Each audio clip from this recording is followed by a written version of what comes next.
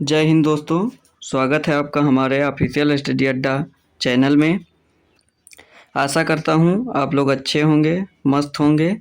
आइए आज की class practice set number 7 GK और जीएस जो एसएससी जीडी और एसएससी एमटीएस के लिए बहुत ही महत्वपूर्ण है और वनडे एग्ज़ाम के लिए भी महत्वपूर्ण है। आइए आज की क्लास को शुरू करते हैं।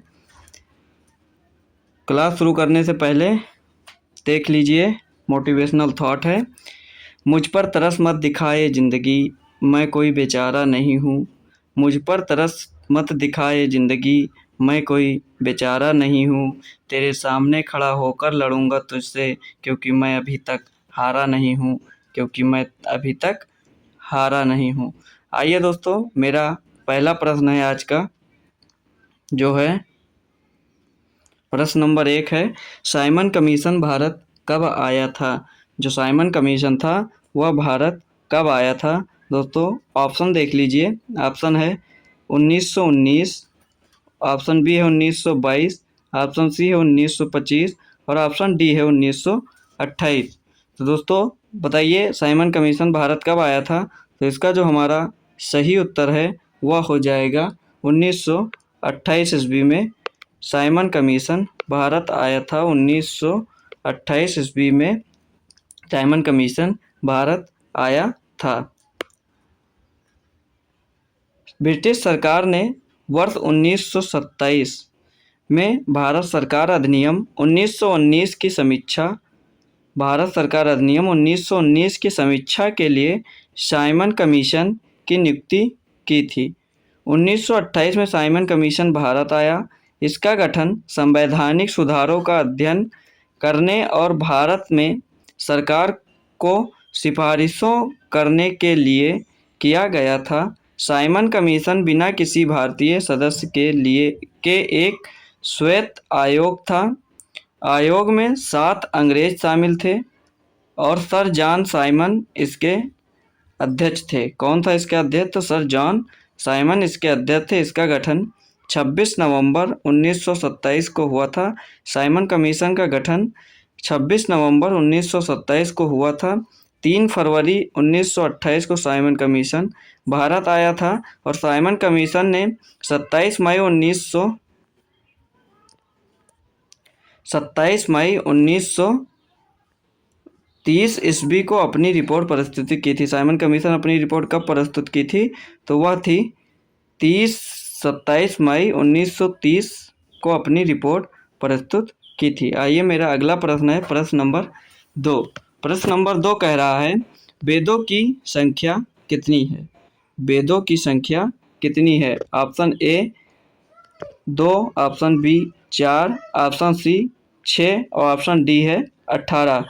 तो दोस्तों जो हमारे वेद हैं उनकी संख्या है 4। कितने वेद हैं? 4 हैं। वेदों को इंडो आर्यन सभ्यता का सबसे पहला साहित्यिक अभिलेख माना जाता है। 4 वेद हैं। कौन कौन से हैं वो? ऋग्वेद, सामवेद, यजुर्वेद और चौथा है अथर्ववेद। ऋग्वेद को 10 पुस्तकों में बांटा गया है, जिन्हें मंडल के नाम से जाना जाता है। इसमें 10,600 श्लोकों और 1,028 सूक्तों का संग्रह है। यह किसी भी यूरोपीय भाषा का सबसे पुराना पाठ है। यजुर्वेद मुख्य रूप से पूजा अनुष्ठानों के लिए गद्य मंत्रों का वेद है। अथर्ववेद अथर्ववर्णों का ज्ञान भंडार रोजमर्रा की जिंदगी की प्रक्रियाएं हैं और सामवेद रागों और मंत्रों का वेद है। मेरा अगला प्रश्न है दोस्तों, अगला प्रश्न देख लीजिए। कह रहा है, दूध की शुद्धता किस यंत्र से मापी जाती है? जो दूध की शुद्धता है वह किस यंत्र से मापी जाती है? ऑप्शन ए है लैक्टोमीटर, बैरोमीटर, फैदोमीटर और थर्मामीटर। तो जो दूध की शुद्धता मापी जाती है दोस्तों, वह हमारे लैक्टोमीटर से मापी जाती है। दूध की शुद्धता किस यंत्र से मापी जाती है दोस्तों?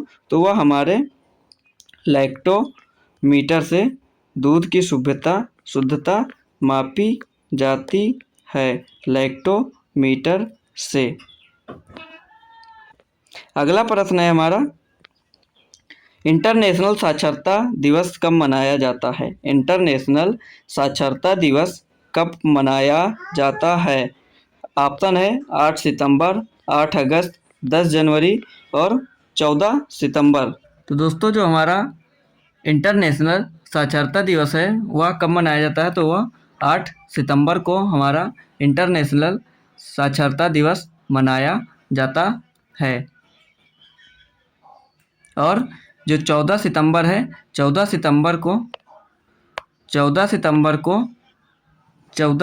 को हमारा हिंदी दिवस मनाया जाता है। 14 सितंबर को हमारा हिंदी दिवस मनाया जाता है।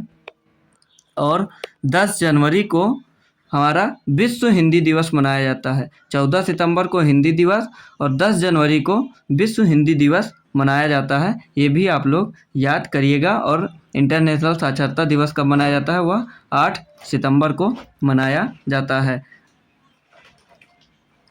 अंतर्राष्ट्रीय साक्षरता दिवस एक अंतर्राष्ट्रीय उत्सव है जो हर साल 8 सितंबर को मनाया जाता है, जिसे यूनेस्को ने 26 अक्टूबर 1966 को यूनेस्को के आम सम्मेलन के 14वें सत्र में घोषित किया था।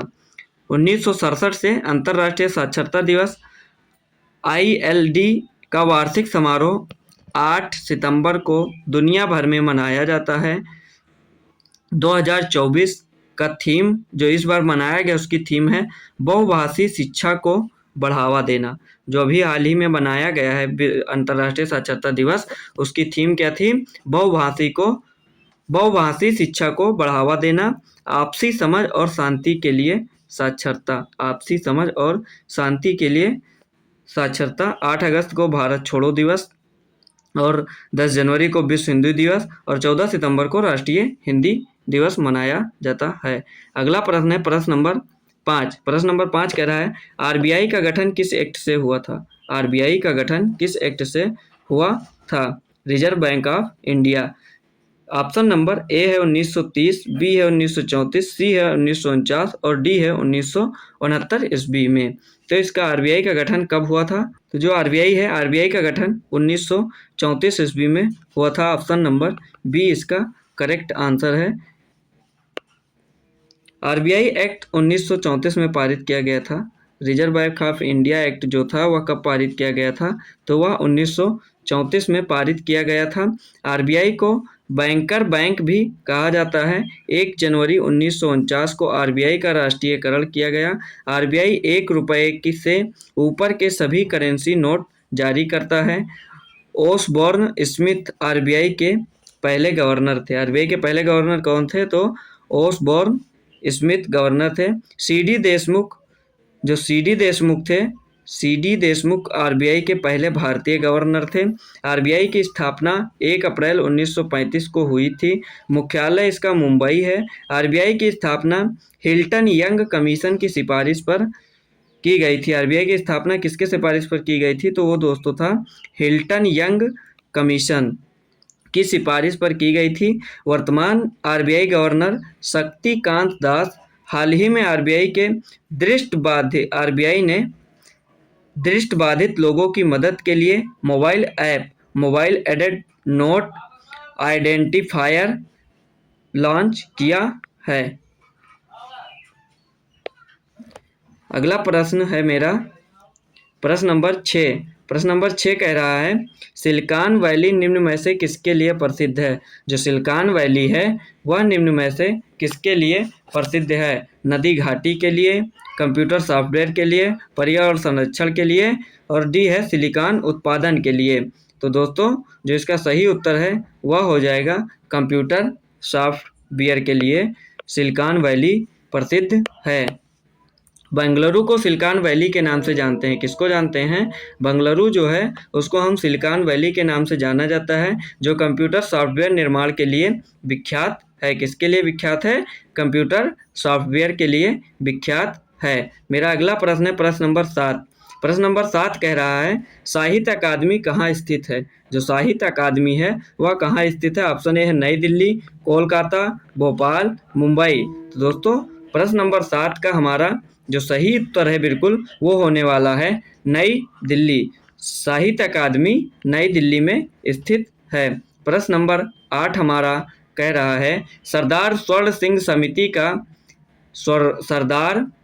सिंह समिति की अनुशंसा पर भारतीय संविधान में 42वें संशोधन के द्वारा, यहाँ पे गलत हो गया, द्वास लिख गया है, द्वारा किसे जोड़ा गया था?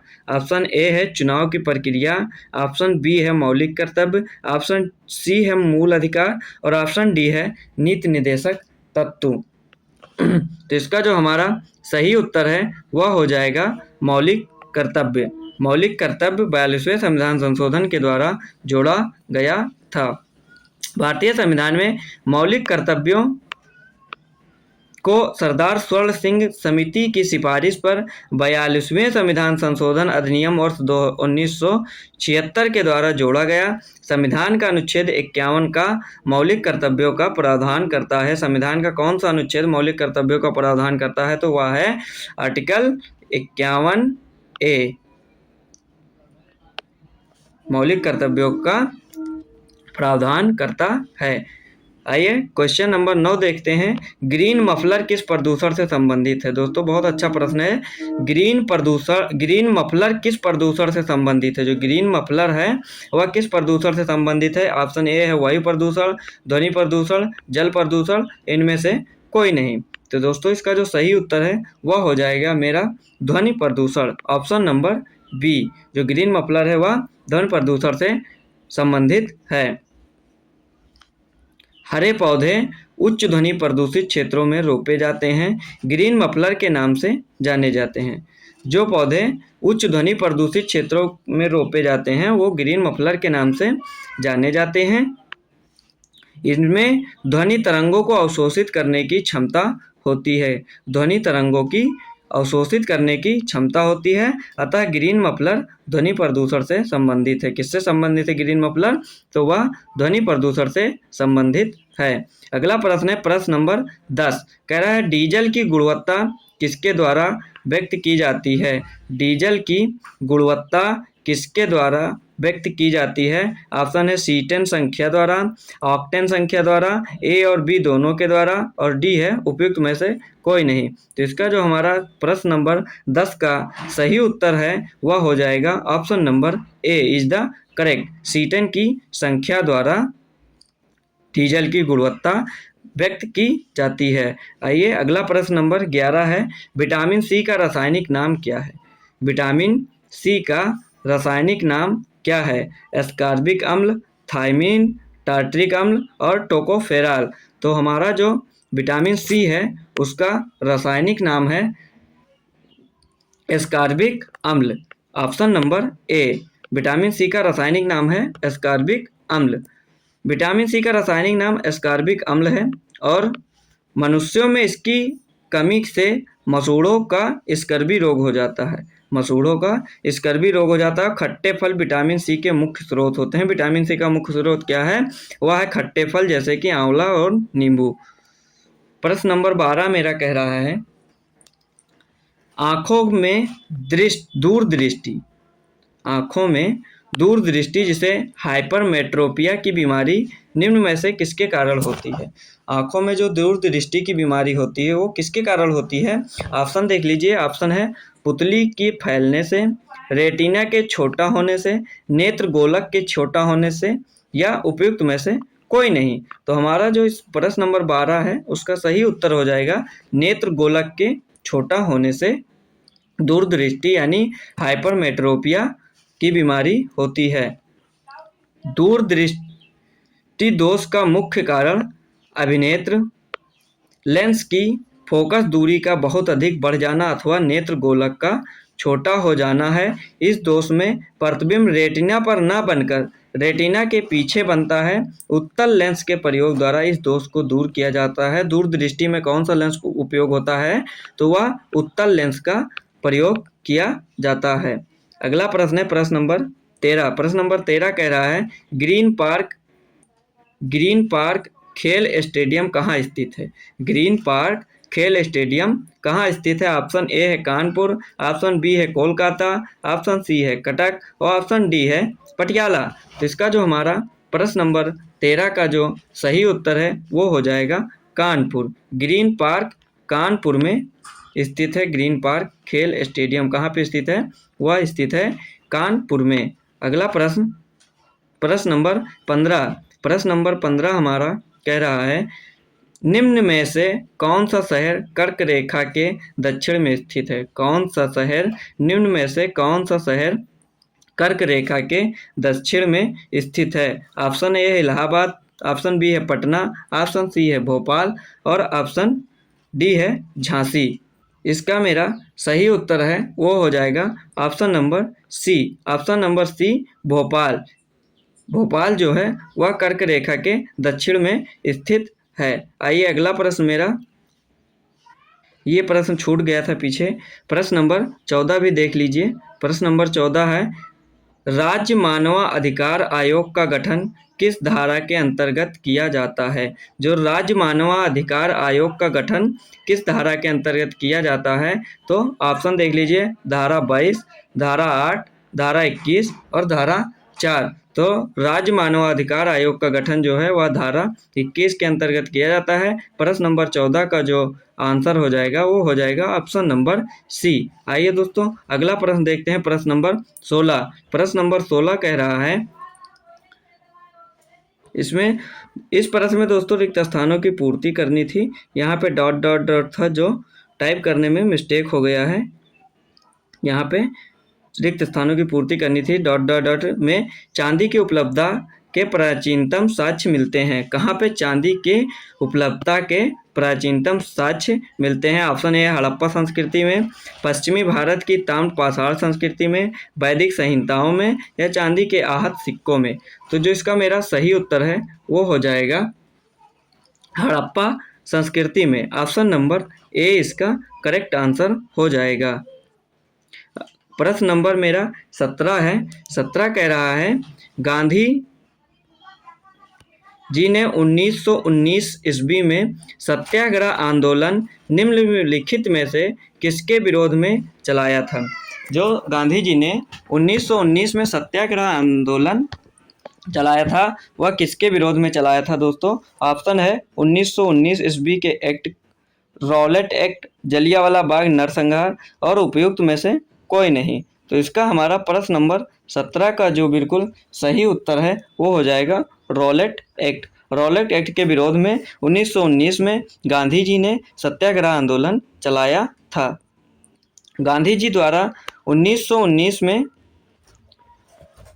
रॉलेट एक्ट के विरोध में सत्याग्रह आंदोलन चलाया गया था। सत्याग्रह आंदोलन किसके विरोध में चलाया गया था? तो वो था रॉलेट एक्ट के विरोध में चलाया गया था। रॉलेट एक्ट के तहत किसी व्यक्ति को बिना कारण बताए ही गिरफ्तार किया जा सकता था। इसे बिना वकील, बिना अपील, बिना दलील का कानून कहा जाता था। गांधी जी ने इसे काला कानून भी कहा था। अगला प्रश्न मेरा है प्रश्न नंबर 18। प्रश्न नंबर 18 कह रहा है, भारत में सर्वप्रथम राष्ट्रीय आय का अनुमान लगाने वाले कौन थे? भारत में सर्वप्रथम राष्ट्रीय आय का अनुमान लगाने वाले कौन थे? ऑप्शन है एस एन बनर्जी, दादा भाई नौरोजी, रमेश दत्त मजूमदार और उपयुक्त में से कोई नहीं। तो इसका जो सही उत्तर है वह हो जाएगा ऑप्शन नंबर बी, दादा भाई नौरोजी जो थे, दादा भाई नौरोजी जो थे वह सर्वप्रथम राष्ट्रीय आय का अनुमान लगाने वाले व्यक्ति थे। भारत में सर्वप्रथम राष्ट्रीय आय का अनुमान लगाने वाले दादा भाई नौरोजी ने लगाया था। आय का अनुमान दादा भाई नौरोजी ने लगाया था। उन्होंने 1868 ईस्वी में अपनी पुस्तक un British rule in India, उनकी पुस्तक कौन सी थी? Un British rule in India में इसका उल्लेख किया है। किस पुस्तक में किया है? Un British rule in India में इसका उल्लेख किया है। अगला प्रश्न है प्रश्न नंबर 19। प्रश्न नंबर 19 कह रहा है, मंदिरों की उत्तरी शैली कौन सी है? जो मंदिरों की उत्तरी शैली कौन सी है? द्रविड़, बेसर, नागर, उपयुक्त में से कोई नहीं। तो इसका जो मेरा सही उत्तर है वह हो जाएगा Nagara. Option number C. Option number C जो नागर शैली है वह उत्तरी शैली है। भारत में मंदिर निर्माण में भारत में मंदिर निर्माण की 3 शैलियाँ मुख्य रूप से प्रचलित हैं। जो नागर शैली है वह उत्तर भारत में प्रचलित थी, जो बेसर शैली है वह मध्य भारत में प्रचलित है और जो द्रविड़ शैली है वह दक्षिण भारत में प्रचलित है। अतः मंदिरों की उत्तरी शैली नागर थी। जो अब आइए दोस्तों अगला प्रश्न देखते हैं। प्रश्न नंबर 20। प्रश्न नंबर 20 कह रहा है कुली के लेखक कौन हैं? जो कुली पुस्तक थी उसके लेखक कौन हैं? ऑप्शन ए है मुल्कराज आनंद, ऑप्शन बी है नीरज सिंह चौधरी, ऑप्शन सी है आर के नारायण और ऑप्शन डी है टी एन कौल। तो हमारा जो प्रश्न नंबर 20 है उसका बिल्कुल सही उत्तर है वह हो जाएगा मुल्कराज आनंद। जो मुल्कराज आनंद थे वह कुली पुस्तक के लेखक थे। आइए कुछ प्रमुख पुस्तक एवं उसके लेखक के बारे में देख लेते हैं। जैसे कि पंचतंत्र पुस्तक थी उसे विष्णु शर्मा ने लिखा था। यामा पुस्तक जो थी वो महादेवी वर्मा की रचना है। प्रेम वाटिका रसखान ने लिखा था। पैराडाइज लॉस्ट जॉन मिल्टन द्वारा लिखा गया था। रिपब्लिक पुस्तक जो थी वो प्लेटो द्वारा लिखी गई थी। डार्क हॉर्स जो है वह नीलोत्पल मृणाल के द्वारा लिखी गई है। यह एक अनकही कहानी है। और डॉटर ऑफ द ईस्ट जो है वह बेनजीर भुट्टो द्वारा लिखी गई है। डॉटर ऑफ द ईस्ट जो है वो किसके द्वारा लिखी गई है? तो वह लिखी गई है बेनजीर भुट्टो द्वारा। अगला और देख लीजिए पुस्तक जैसे कि है descent of man. Descent of man जो है वो चार्ल्स डार्विन द्वारा लिखी गई है। प्रिंस ऑफ पावर यह सैगवल हर्ष के द्वारा लिखी गई। Prince of power. और इंडिया डिवाइडेड राजेंद्र प्रसाद द्वारा लिखी गई है। इंडिया डिवाइडेड राजेंद्र प्रसाद द्वारा लिखी गई है। और डिस्कवरी ऑफ इंडिया, जो डिस्कवरी ऑफ इंडिया है वह जवाहरलाल नेहरू द्वारा लिखी गई है। दोस्तों अब लोग आप कमेंट सेक्शन में बताएंगे दादा कॉमरेड जो पुस्तक है एक दादा कॉमरेड पुस्तक जो है वह किसके द्वारा लिखी गई है? दादा कॉमरेड पुस्तक है वह किसके द्वारा लिखी गई है? उसका उत्तर आप लोग कमेंट सेक्शन में ज़रूर बताइएगा। आज के 20 प्रश्नों पर चर्चा हमने कर ली है। आशा करता हूं कि आप लोगों को ये प्रश्न पसंद आए होंगे। अगर वीडियो अच्छा लगा हो तो वीडियो को लाइक करें, शेयर करें, कमेंट करें। अगर चैनल पर नए हैं तो चैनल को सब्सक्राइब करना ना भूलें। आप हमारे ऑफिशियल स्टडी अड्डा टेलीग्राम चैनल पर भी जुड़ सकते हैं, जो कि टेलीग्राम ऐप पर जाकर आप ऑफिशियल स्टडी अड्डा के नाम से सर्च कर सकते हैं। अगर वहां पे ना मिले दोस्तों तो आप हमारे वीडियो के डिस्क्रिप्शन बॉक्स में जाकर वहां पर टेलीग्राम की लिंक है उससे जुड़ सकते हैं। वहां से आपको सभी वीडियो की लिंक मिल जाएगी। थैंक यू, धन्यवाद।